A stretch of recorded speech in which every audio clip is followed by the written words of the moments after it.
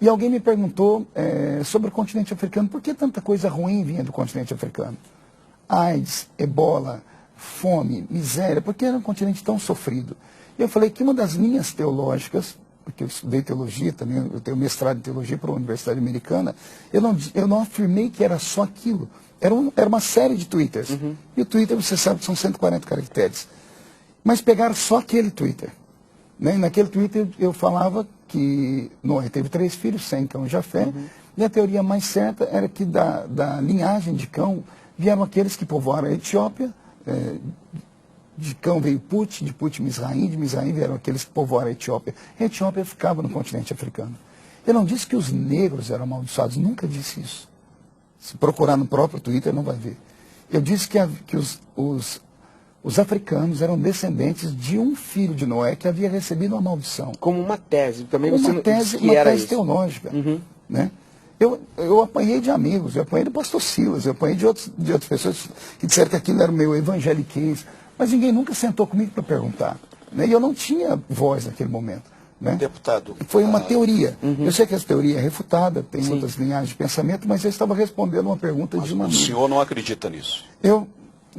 Olha, espiritualmente falando, eu sei que há algo diferente naquele continente. O senhor não acha que a maldição da África são os brancos que a invadiram, que levaram sua população como escravos, que exploraram suas riquezas naturais? A maldição da África não se deve à atuação dos europeus e dos americanos. Quando eu digo americanos, o continente americano como um todo.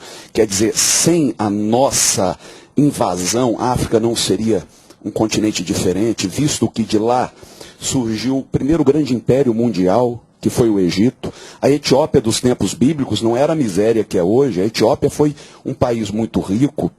A rainha de Sabá, por exemplo, que levou tantas riquezas para o reino de Salomão, também proveniente da África. E por que nós insistimos em demonizar, por exemplo, a cultura africana? Tudo que vem da África, seja música, seja comida, seja folclore. Por exemplo, a gente é capaz de ir ao cinema assistir um filme do Thor, porque o Thor é um deus da mitologia nórdica, ele é louro, tem olhos azuis, mas o Thor, ele pedia sacrifício humano. Quem é que levaria os seus filhos para assistir a um filme que falasse da mitologia africana e pusesse lá, digamos, o Xangô, que não pedia sacrifício humano, pedia sacrifício de animais?